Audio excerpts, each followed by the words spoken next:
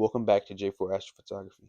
Today, I will be ranking and reviewing my earliest to latest astrophotography images. First is the Dumbbell Nebula. I took this photo back in 2024 with my camera and my lens using no star tracker. This was untracked, and I was taking half-second long sub-exposures. As you can see, I took around 900 of these and only got 7 minutes of detail. Um, wasn't bad for one of my first astrophotography images, but also wasn't great. Give this like a 2. This might be one of my worst ones, but it's cool seeing different planetary nebula. This is my most recent dumbbell nebula. This one was almost 30 minutes, and I was finally using a tracker. I'm using the EQ6R for this, and I was taking 50-second subs.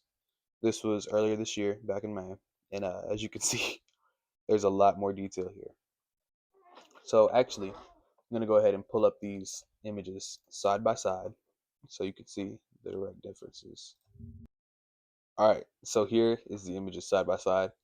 As you can see, my most recent one has a lot more detail compared to my previous one. It's 30 minutes versus 7 minutes, so not that far off in exposure time. Being able to track helped a lot. Um, yeah, I'm using a camera lens, and so you notice there's some weird lines going through my stars, but I was able to fix those by including longer integration. Yeah, let's get to the next photo. Next, we have one of my first images of the Orion Nebula. Next, we have one of my first images of the Orion Nebula. This was only 12 minutes of data. Again, this was untracked with my camera lens, my Sigma 150 to 600, and my Sony A6400 camera. This honestly isn't bad for being one of my first images. This might have been my first image actually, but low exposure time. But Orion Nebula is just so bright, and even the Running Man Nebula up in there, that you can see it with real beginner gear. And so you give that like a 3 out of 10 because I mean the target is just wonderful. It's a great way to get into astrophotography, and overall a great beginner target.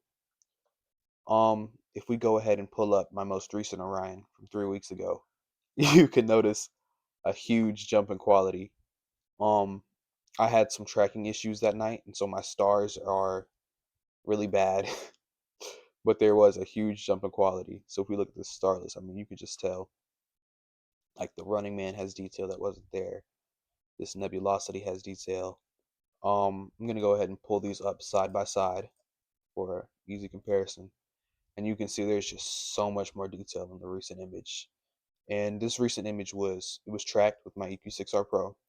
Um, it was a little over 2 hours and 10 minutes of data, with a 53% moon, and I think this is really good for only 2 hours of data.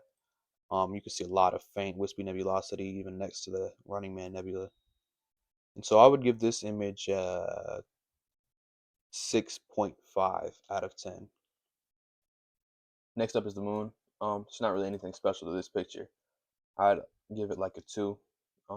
Pretty basic, just single shot of the moon. It's my oldest one. And then most recently, I was able to capture this HDR photo of the moon. Um, I would give this one I'd give this one a 7.5 when it comes to lunar photos. I really like this one. This was actually almost a year ago, but still like it. I'm deducting points for this lens flare because that's unsightly. But otherwise, image is pretty crisp, nice detail down there. It's not the cleanest, but I think it's pretty good. Next is my Flaming Horsehead Nebula.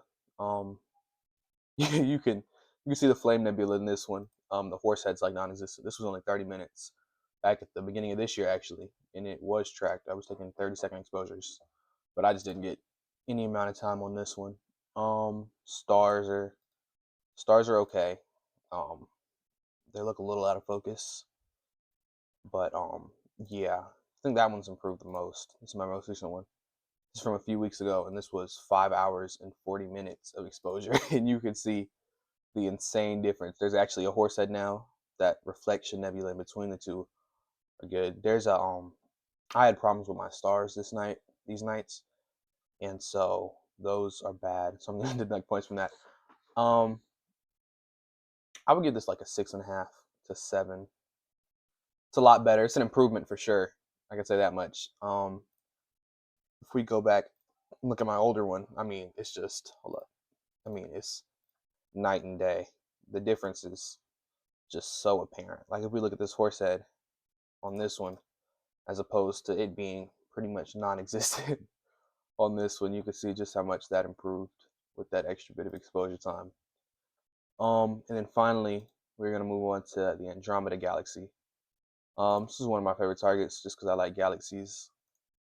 I think no, sorry, this was my first photo of Andromeda. Um, Details there. You can see this satellite galaxy here. This one just looks like a star.